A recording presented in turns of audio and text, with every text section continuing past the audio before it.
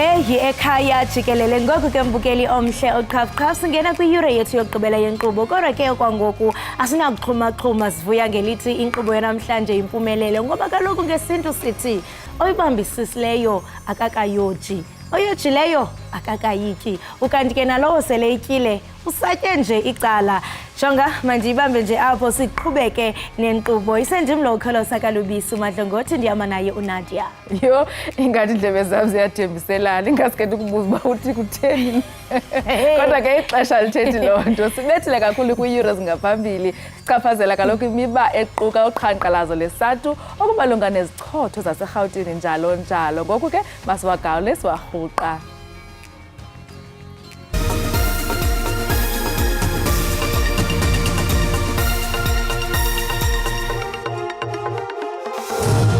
City of Johannesburg Aquatic Rescue Unit, together with South African Police Service Water Wing, will this morning resume the search and recovery operation of a missing young boy.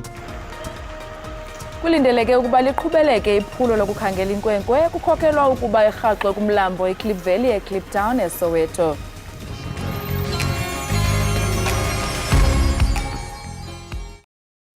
Lutshani nginguleno sigushishe lomrhatsho ikwekwezi FM emthonjeni 9 to 12 siyakwamukela ehleleni elitsha likamabonakude lendaba ezinabileko ekhaya jikelele sikhamba nawe noyomsebenzini uthinge esikolweni konke okuhloka kuyokuthola zamba nje siphuma phambili indaba siqarhe ngezemidlalo ubujamo bezulu ukuthi nawuphuma ekhaya wazi ukuthi umbathe njani konke okuhloka ngelimi oluzwisisako la ku SABC News.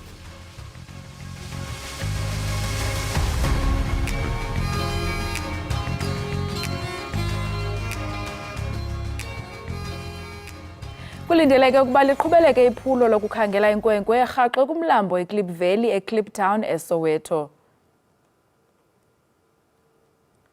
Kukhaneleka ukuba inkwenkwana eneminyaka eli-18 ubudala ityibilike yawela kumlambo eKlip Valley kukhokeleka ukuba le nkwenkwe iwele kwintlambo enzulu yomlambo xa izama ukuwela. Isithethi senkonzo zongxamisiseko eJoburg uRobert Mulawuzi uthe amagosa ohlangulo agqogqa kulo mlambo ukuba ungakanani na okwaye ukuba bangamfumana kusini na.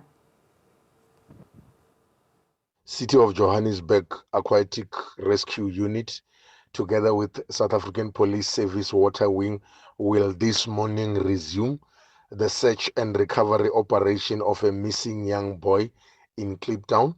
The search was called off last night for safety reasons. The young boy slipped and fell while he was trying to cross the river stream in the area yesterday afternoon. Ukanti umongameli uCyril Ramaphosa ukutyelelo lwaseburhulumenteni lwentsuku ezimbini eKatar. Umongameli phakathi kweminye imiba uza kuxoxa ngorhwebo notyalo lwabiwo-mali phakathi koMzantsi Afrika neKatar nenkokheli yaseKatar. iKatar iye yabandakanyeka njengomlamli kwimfazwe phakathi kwelizwe lase-Israel kunye neHamas ukuze kukhululwe abo babanjiweyo. uMzantsi Afrika umemelele ukuba kupheliswe imfazwe kwaye kukhululwe abathinjwa. I think it's a really important visit in that we have been building stronger relations with countries in the Gulf and really expanding these into very strong economic and investment relations. We believe Qatar could become a very important foreign direct investor in South Africa. And so alongside the state visit, which is occurring at the highest level of the Qatari government, we also will have a business forum and have a delegation of over 40 business persons from South Africa meeting with Qatari business leaders in the hope that joint initiatives between South African and Qatari business persons would result. So I'm really thrilled.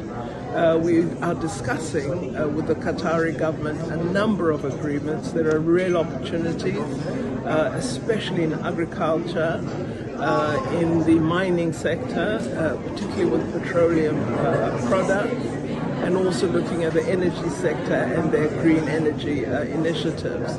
So I am thrilled President Ramaphosa has agreed to the invitation of the Emir of Qatar, and will be meeting with him in order to further strengthen this relationship.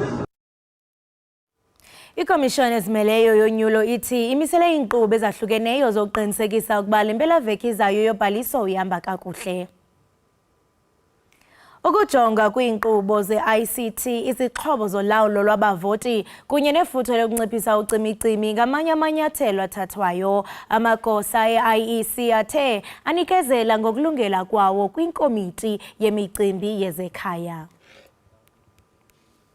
Abasebenzi bohlangulo lwe-ofisi yeposi kweli baqukumbela isicwangciso sokuhlangula ukuzimisela kwikamva le-ofisi zeposi.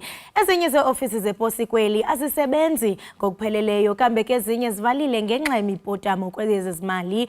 Uninzi lwabantu ke luchaphazelekile.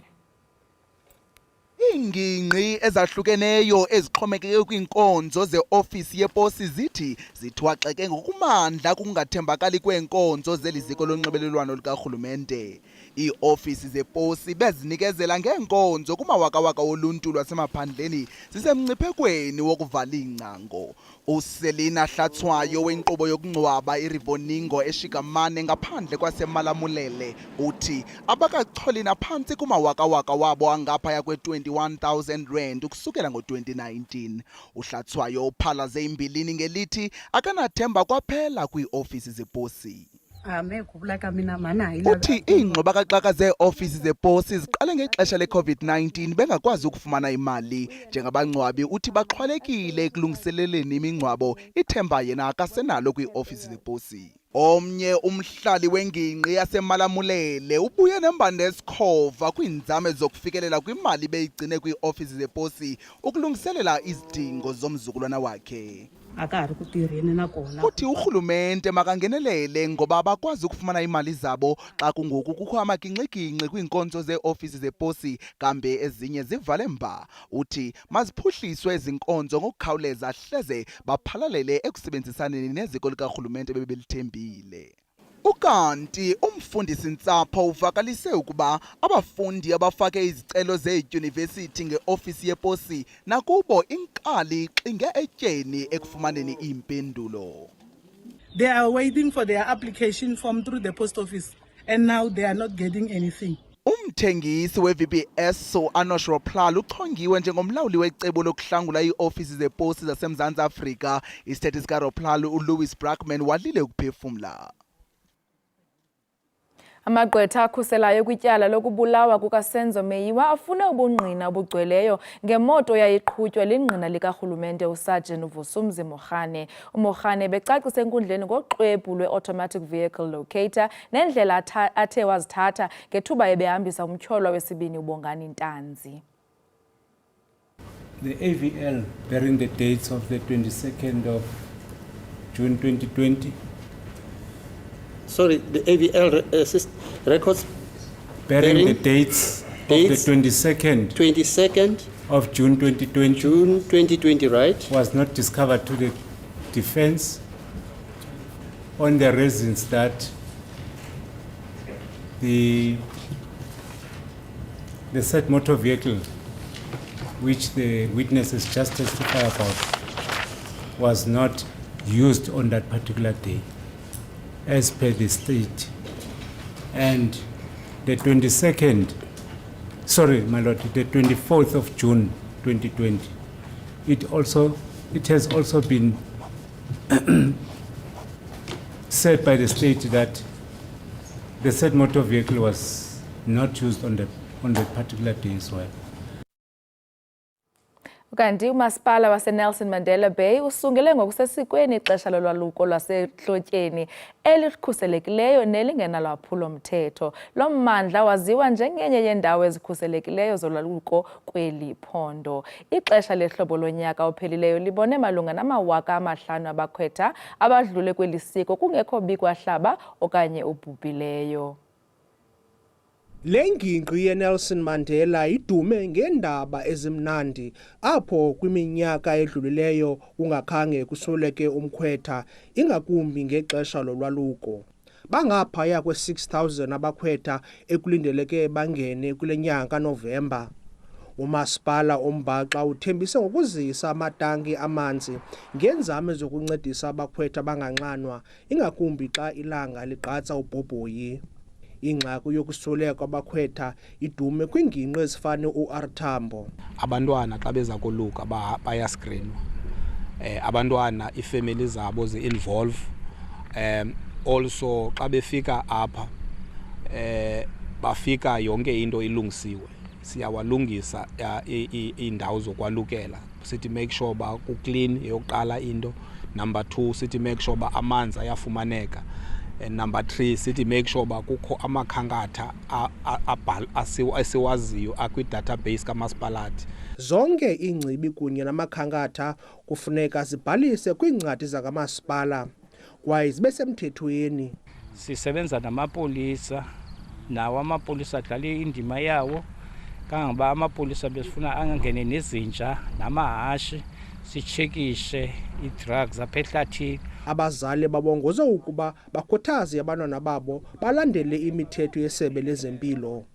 NdinguZolani Moya weendaba ze-SABC ndiseGqeberha kwiphondo leMpuma Koloni. Isigqeba seqela le-SABC leendaba uMusheshe Munari ugxininise ukuba umgaqo-nkqubo wokuhlela wosasazo lukawonke-wonke awuvumeli nawuphi na umqeshwa wayo ukuba apapashe iimveliso kumaqonga ayo. Oku kulandela ukwenziwa kweevidiyo zomgunyathi kusetyenziswa ubuntlola obungenanyani obubonisa iintatheli ze-SABC kunye nabasasazi bekhuthaza imveliso yotyalo-mali. uMunari uthi njengomsasazi woluntu iziko le-SABC lizibophelele ekukhuseleni intembeko yayo. If artificial intelligence is going to be abused this way, then it really makes people to be skeptical, especially given the fact that there will be the good and the positives that we need to embrace and accept. And look, as SABC news is that it's worrying because, you know, for the first time when it happens with one of our anchors on Morning Live, it's something that we investigated, and the most difficult thing is the inability to trace, the roots and the source. And I think that's the most dangerous thing because they keep on popping up and they are using or abusing the vulnerability of members of the public who are desperate to invest and are seeing the most credible public figures like yourself, Elon Musk and other colleagues, and they think this should be true. And my worries one is that also it dents our credibility because our brand is something that, as a public broadcaster, is something that people trust. How do we actually verify information, and how do we verify misinformation, or how do we verify the single source of truth, right? And this is such a pivotal role that I think media can play. So we've seen some interesting plays across different media houses, from simple things like a verification badge or a simple watermark sort of scenario that really depicts is it content that is created by humans versus is it actually created by AI. Umkhuseli woluntu Kholeka Caleka ukuchaze njengelishwa okupapashiwe nguGuinness Brekenberg ngexesha lengxoxo-mpikiswano ekunyuleni kwakhe njengentloko yeliziko. Ilungu lepalamente le-DA lityhole uCaleka njengabenobudlelwane bokuthandana nobelawula utshutshiso loluntu uMenzi Simelane nokuthe ke kwaphembelela isihlalo sakhe sokuba abe ngumtshutshisi. Iintetho zikaBreitenbach zachazwa njengezenyelisayo ezigxeka abasetyhini kwakunye nezinobuhlanga. Wakhutshelwa ngaphandle kwindlu emva kokwala ukuzirhoxisa. Oogxa bakhe be-DA batsiba ukumkhusela besithi isigqibo sikasomlomo wepalamente uNosiviwe Maphisa-Nqakula asifanelekanga.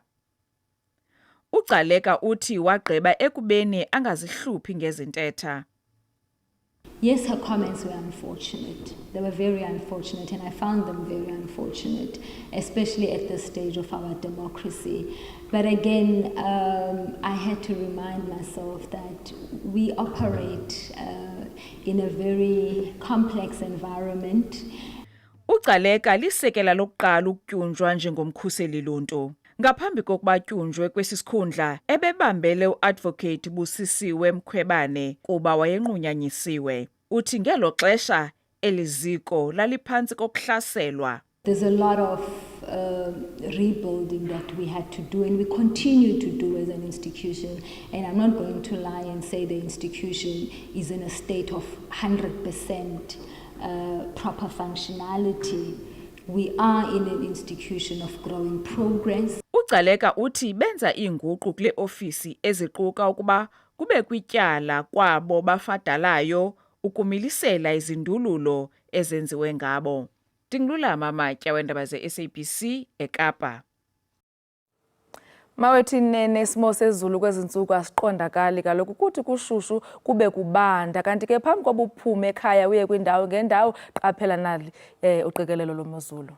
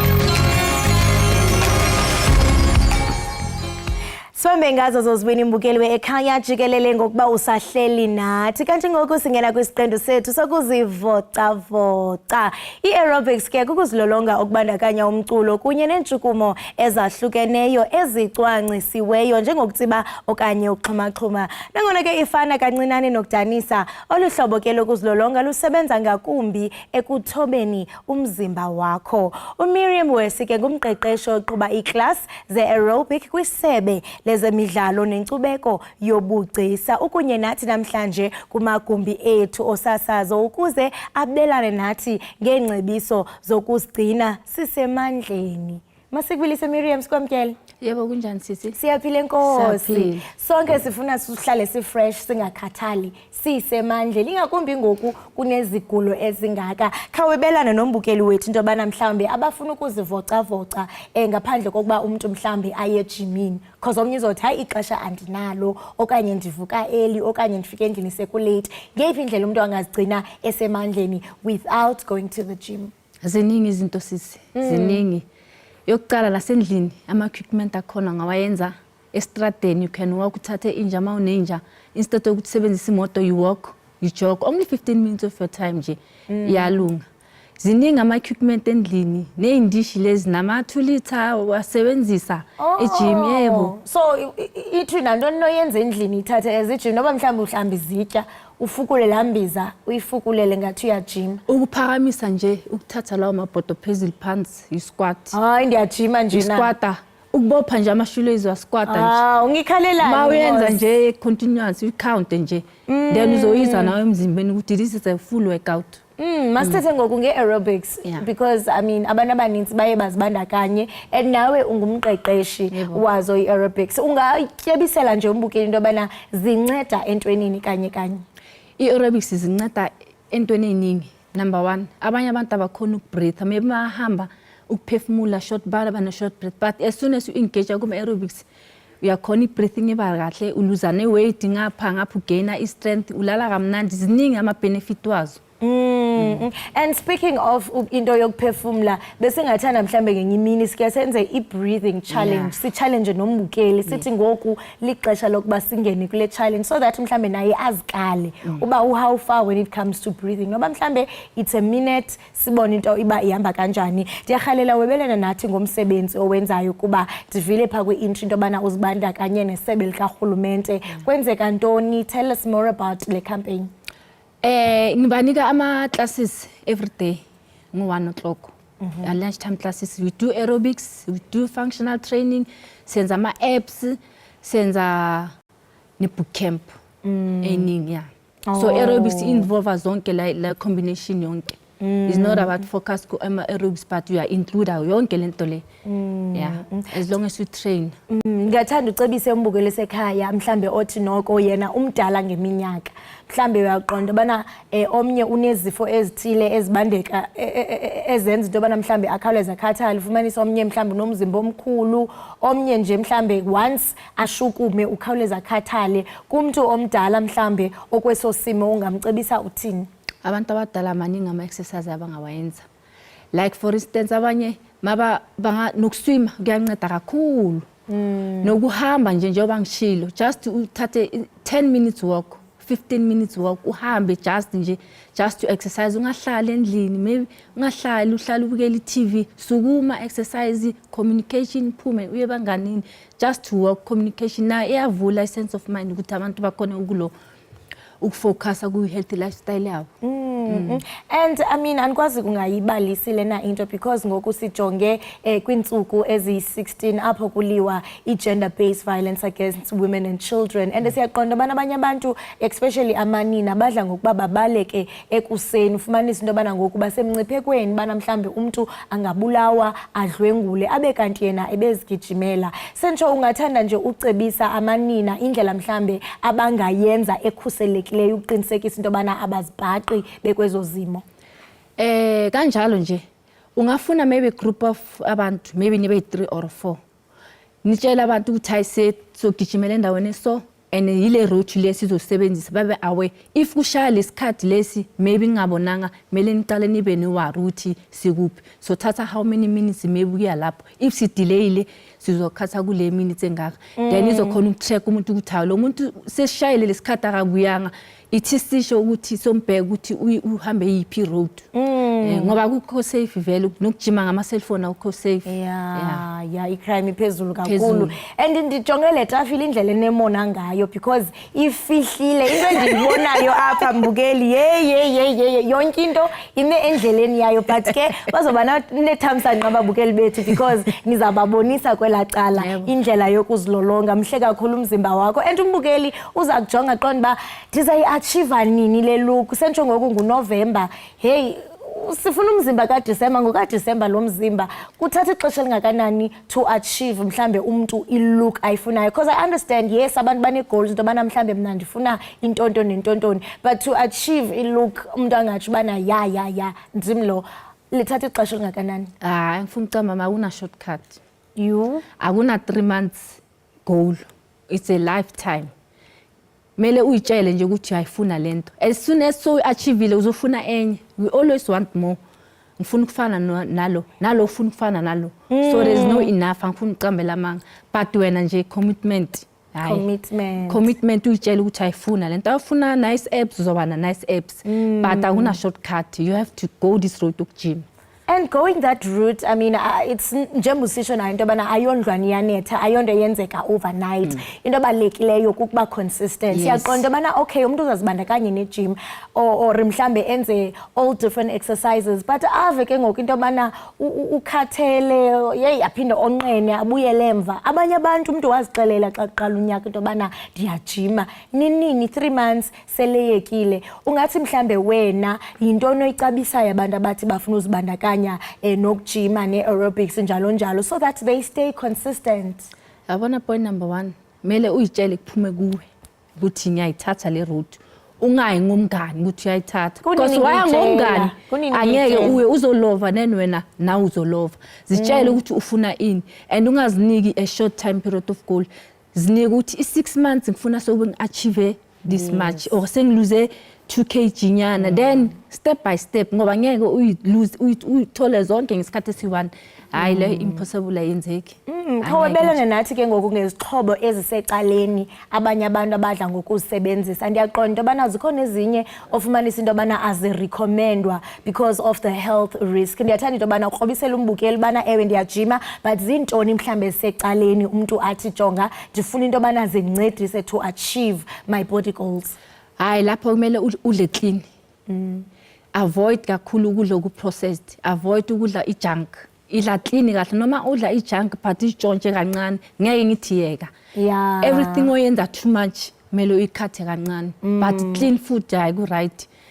Veggies, fruits, brownies yeah. I can't go deeper because ezinye izinto azikho healthy vele ngeke uzuzisho ebantwini but nje wena avoid into ezekela ufana notshwala. Utshwala ngeke ngithi ungaphuze bangangibulala abantu betshwala yabazi but acid yona ifunakala uziyeba zikhona into kumele uyiphuza but ezinye kumele ulimite ngeke umani uyeke nje uyabona. And then going to December holidays, kubu busy ngihalela uqondo bana i-reception yabantu with committing to gym and exercise ingaba ingakanani? Yabana December angifuni ucamba manga. Kuyafuka ngithi bane imali abantu zigcwele ibhokodo bafuna ukutshwaleni. Nwa esithina sajima umuntu athi ufuna summer body January. And January la kugcwala khona ejimini. New Year resolution. Yeah. Angithi bakhathele December manje abasinaki nokusinaka basibheka bahlanya laba bajima. December banezimali ikhoma zigcwele athina sobe sivuka ejimini. Come January 1st January New Year resolution. I want to go to gym funa ejimini. Hey manganciphisa la manganciphisa but so thini vele sesijwayele. Okay mhlambe omnye ke uyazixolela into bana ngoDecember wokugqibela lo.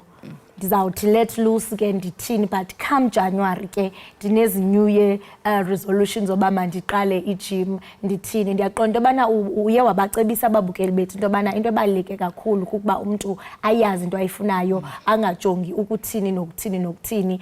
For beginners what would you recommend? For beginners maningi ama exercise. Just walk 20 minutes, jog 15 minutes, then you take it from there. Asofika lapho uzobona kancane ngeke umani uthe ngifuna lose weight uyajima ka50 hayi akwenzeki kahle. Lento sifuna uyibona ke ayenzeki uzozilimaza ne lento sifuna uyibona ngoku ujimela ababukeli bethu ndiyaqonda bana ugxa wakho sele ngqangile kwelacala siyafuna into bana nababukeli bethu nabo bafaka imethi zabo bazimethi nabo bajime kunye nabo andazi noba umculo sele khona na siqalele way ugxa uready ready. Hayi ke mbukeli wami njengoko ke sinithembisile uMarie singumqeqeshi oqhuba iclasses ze-aerobic kwisebe lezemidlalo unicebisile mbukeli ngendlela mhlambe kumele ukuthi niyazenza uba ngaba niyaqala ekhaya namani bendizawujima kodwa nje ihempe indibambe ngobhongwane masinikeze kubo mbukeli iqonga singaqala simatshe manje. Okay.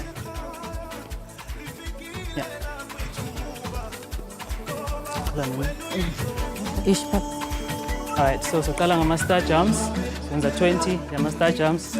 So these are exercises esingazenza nasendlini ma ready lapho ekhaya sicela nje ukuthi siya. Okay. 3 2 1 let's go. Star jumps, let's go.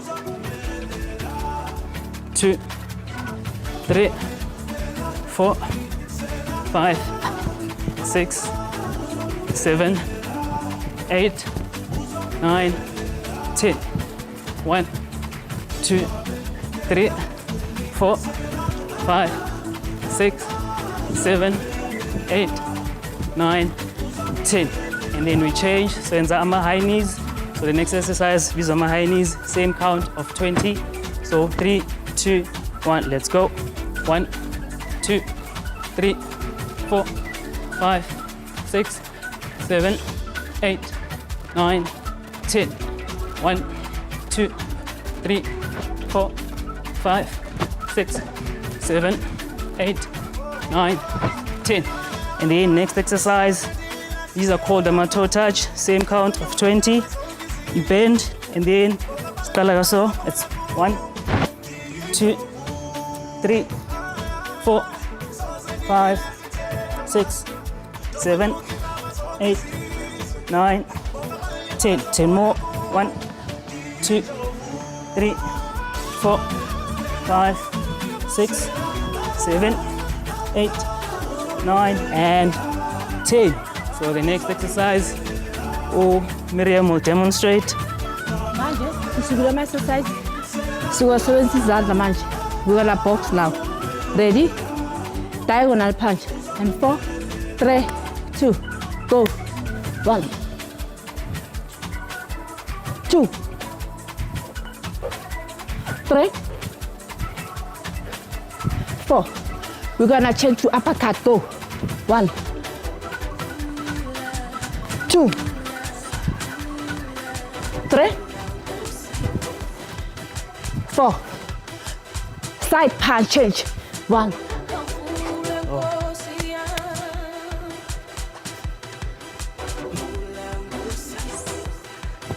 4, 3, 2. Knee up, knee up. Up nezandla. Asingakubona lapha siphakama izandla. Sizochange size ngapha ne. 4, 3, 2, change.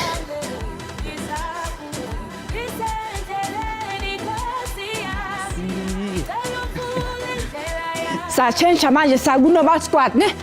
4, 3, 2, go. 3, 4, 5, 6, 7, 8, 9, 10. Jump squat. 1, 2, 3, 4, 5, 6, 7, 8, 9. One more. 10. Change njani. Sizaza kuma lunge. 10 each. Back lunge. Ready? I see it. 4, 3, 2, go. 1, 2, 3, 4, 5, 6, 7, 8, 2 more, 8, 9, and then we go for jump squats, jump lunges. 3, 2, 1. Let's go. 1. Let's see. 1, 2, 3, 4, 5, 6. Going for 10. 7, 8, 9, 10. Thank you. Right. So, okay. A few more exercises just to cool you down. Stretch. You stretch. You bounce. Okay. So you're gonna bounce. 1.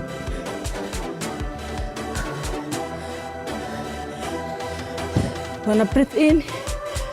In.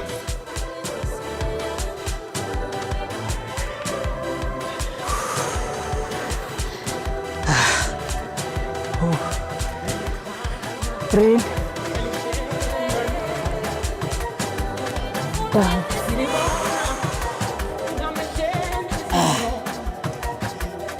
Up. Left, right. 4, 3, 2, change. 4, 3, 2. Wanna stretch this side? 4, 3, 2, change.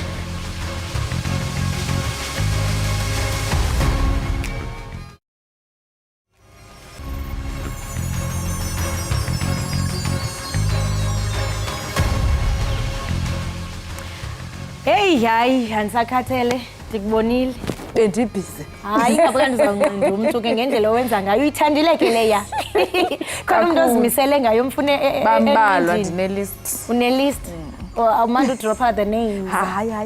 Bazaske bazilungiselele kanti ndifuna uba surprise. Ndifuna ubothusa ndisigqise hayi siyakhuza phansi ngobundlobongela Nadia iyathethwa hayi khona nje into endilungisayo akho nto nje ulungisa imo yokuhlala ndiyathemba into yobana bazilungiselele ungeva ngenqindi ebusweni masiphinde sinibulise ke momkeli sinamkele kwakhona lisabukele inkqubo eniyithanda kunene i-Ekhaya Jikelele sivele ukuzivocavoca ke nene nibukeli sisemandleni ukuphakela kaloku kwi-trends ezo ke zeziphala phambili kumakhasi onxibelelwano u-X Shoke ke mbukeli into yokubana zeziphi hashtag eziphala phambili.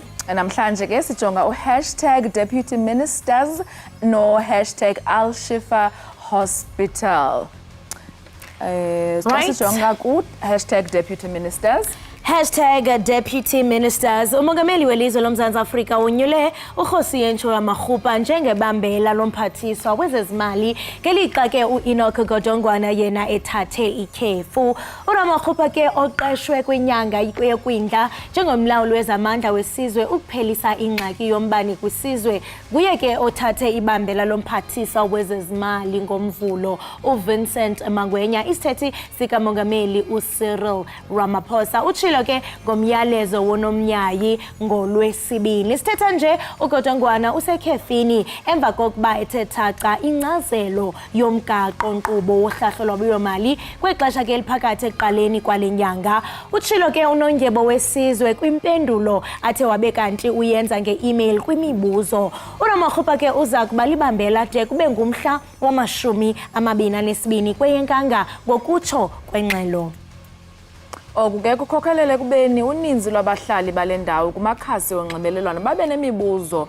malunga nosebenzo yosekela mphathiswa uyakhumbula ukuba sele esuka kuba ngusekela mphathiswa wezemali uDavid Mahlobo ukanti uluntu luyazibuza ukuba yintoni na umsebenzi wosekela abaphathiswa ekubeni bengengomalungu ekhabhinethi kamongameli phezu koku bengenalo igunya lokusebenza njengabaphathiswa ukuba kukho imfuneko yokuba bangabikho emsebenzini. Masijonge ke bathini baphawule bathini pha ku-x.com.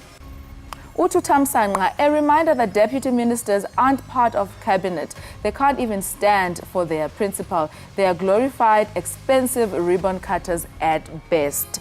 Uthamsanqa ke uthi yena intoni kanye umsebenzi okanye lento isikhumbuza into yobana o-deputy minister osekela abaphathiswa abayiyo ipati yekhabhinethi kamongameli abakwazi nokuthi bangenelele xa umphathiswa engekho isihlalo sabo noko asibonakali kakuhle. They are just glorified, expensive ribbon cutters.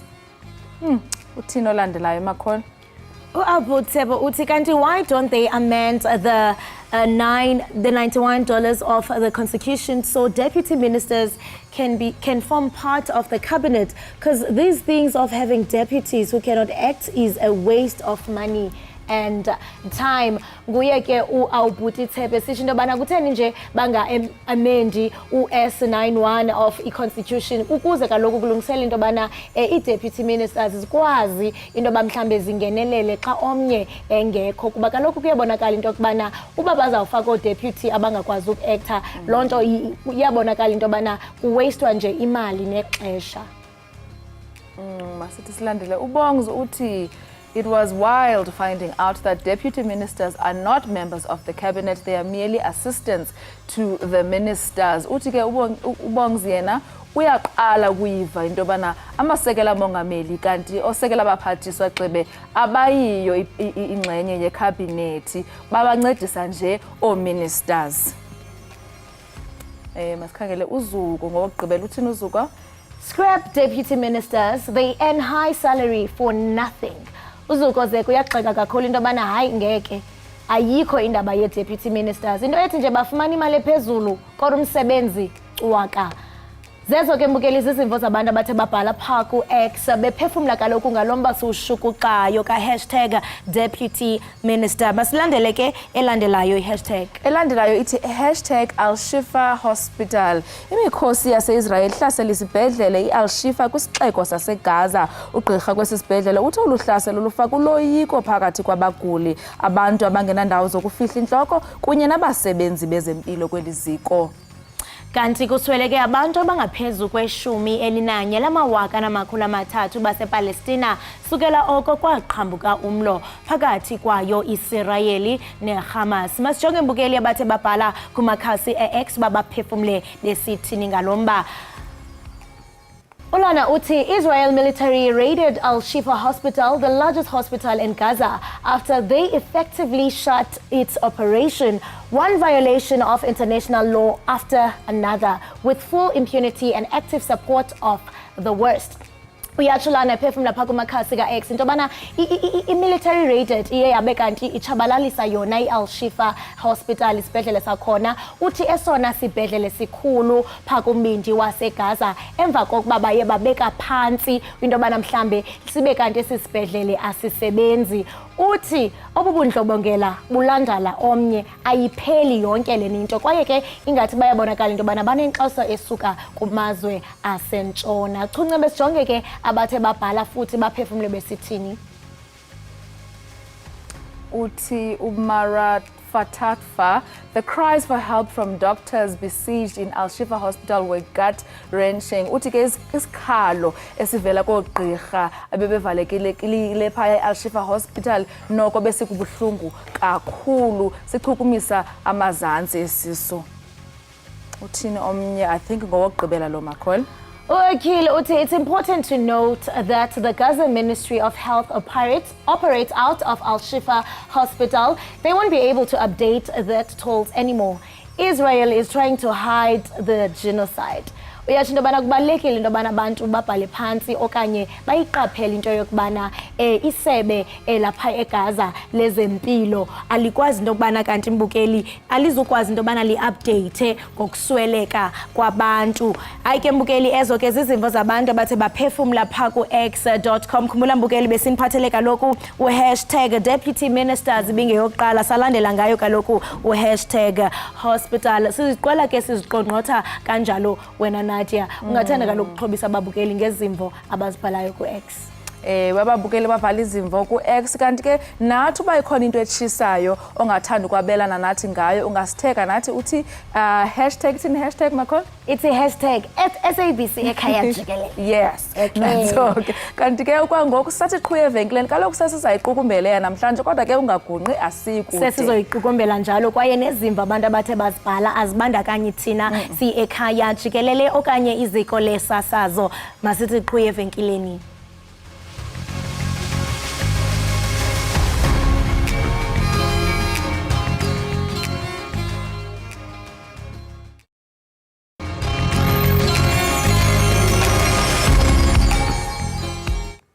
Enkosi kokhona ngokuhlala nathi usasibukele apha Ekhaya Jikelele. Busana ulungena uphosiwe kodwa ke ungaxhalabi ngoku sesingena kuyo i-dessert yethu. Kwisitendi sethu ke sanamhlanje sikabusazi nasi jonga kwi-flag yethu apha eMzantsi Afrika. Flag yeli ke yasetyenziswa okokuqala kuCanzibe ngonyaka ka-1994 kwaye ke injongo yayikukuba ibe yinto yexesha kodwa ke ide yaqhubeka yaphela iluphawu loMzantsi Afrika. Ngoku ke siya kwinqaku esithe salungiselelwa nguye Thami Manganye untlane kumdidiyeli ke wale nkqubo rhabula ungafinci.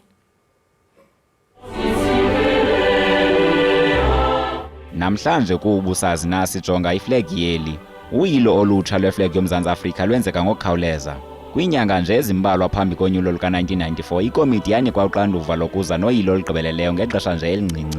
Omnye wemizobo embalwa eyayenziwe ngonyaka ongaphambili wakhethwa ngamacala omabini karhulumente wenguqu njengoyilo oluphuma phambili. Yaye yathunyelwa ngefax kuNelson wayeseRustenburg ngelo xesha ukuba ayivume ayamkele. Iflag yangoku yoMzantsi Afrika yayimiselwe ukuba ibe iflag yethutyana ilizwe ukuze ingqamane norhulumente wethutyana. Kodwa ke ekugqibeleni yathatyathwa njengenye yeempawu ezisemthethweni zedemokhrasi entsha. Iflag yesizwe saseMzantsi Afrika yaphakanyiswa okokuqala ngqa ngomhla wama-27 kuTshazimpuzi ka-1994 xa eli lizwe lalibambe unyulo lwalo lokuqala olukhululekileyo. Namhlanje olu lwaziwa njengosuku lwenkululeko kwaye lubhiyozelwa njengeholide kawonke-wonke. Kodwa ke ukuvela nokubonwa kweflegi okokuqala ngokusesikweni kwakumsitho okumiselwa kwamongameli uNelson Mandela ngomhla we-10 kuCanzibe ka-1994. Kukho ingxoxo-mpikiswano ngemibala yeflegi yoMzantsi Afrika, abanye besithi ayithethi into logama, abanye bekuphikisa oko. Okuqinisekisiweyo kukuba umbala omnyama, umthubi kunye nohlaza ugreen ukutsho, yimibala yafakwa kuqala kwiflegi nanjengokuba ithetha lukhulu ngelizwe. Ze ubomvu umhlophe kunye nohlaza bongezwa mva, ze ubomvu umhlophe kunye nohlaza ublue ukutsho bongezwa mva, njengoko le mibala imele iiflegi zamakoloni aseBritani namaDatshi. Nako besikuphathele kona namhlanje.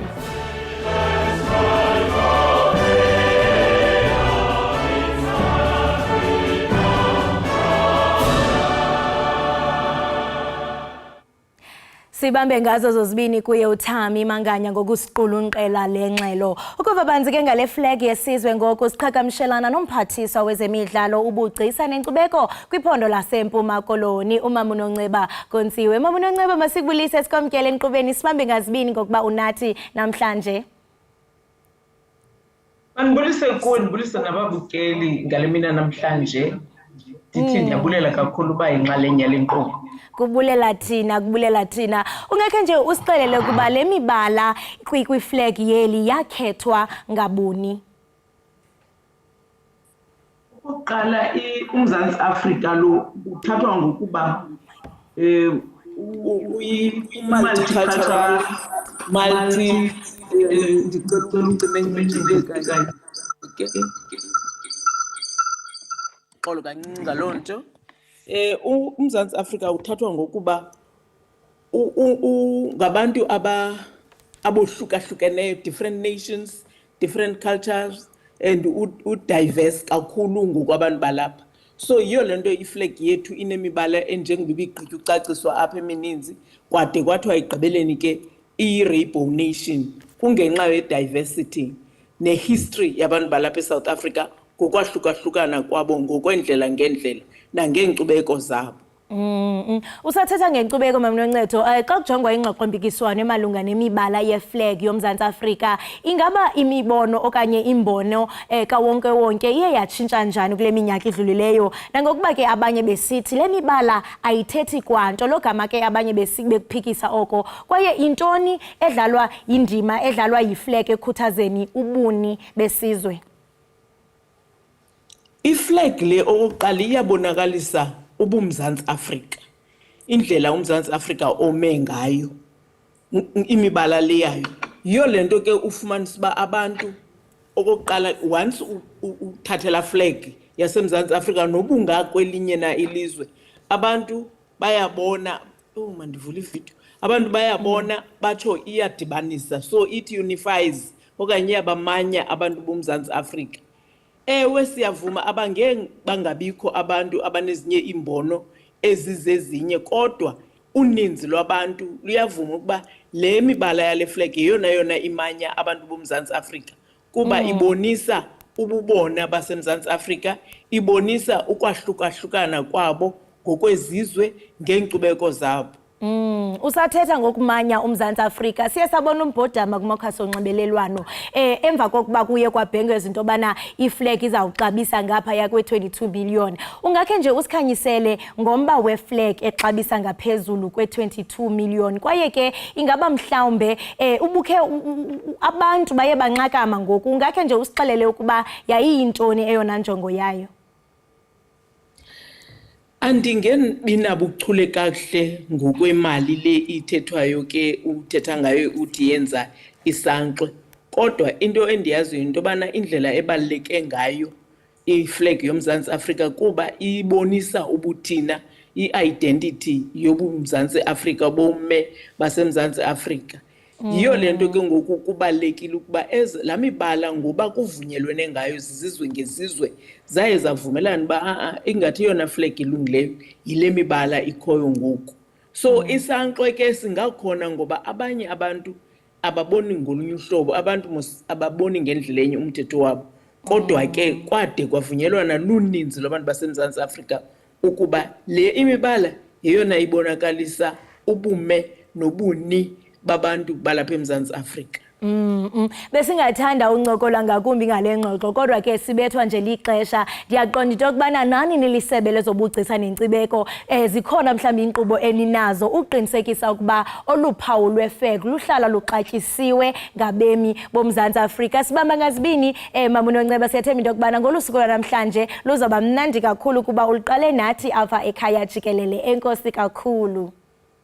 Manibulele kuwe, ndibulele nababukeli, enkosi kakhulu ngalomba no isebe lona lizibophelele liza kubafundisa abantu libazise lenze inkqubo ezizawubangela abantu bayibone ukubaleka kweflag yoMzantsi Afrika. Enkosi kakhulu. Enkosi kakhulu. Lo mbukeli besincokola naye ibingumphathiswa wezemidlalo ubugcisa nenkcubeko kwiphondo laseMpuma Koloni uMama Nonceba Kontsiwe besichazela banzi ngeflag yeli. Hayi ke mbukeli sizicela siziqongqotha ngolo hlobo bekumnandi mbukeli sakuphakela zitshisa imbila siyiqwele sayiqwela nesikhokho sayo. Siyathemba into yokubana nangomso nizawuhlala nathi kwakhona apha ekhaya Jikelele. Kunjalo mntakwethu, mna sendifuna uyonxiba ideki ngoku ndingena endleleni. La sisiwe aerobics undifake emandleni. Good. Eke. Ndiyathemba nombukeli uzowenza njalo cause thina sizi-influencers apha ekhaya Jikelele. Babukeli sithanda ngothando luka love, masibonane kwakhona ngomso kamnandi.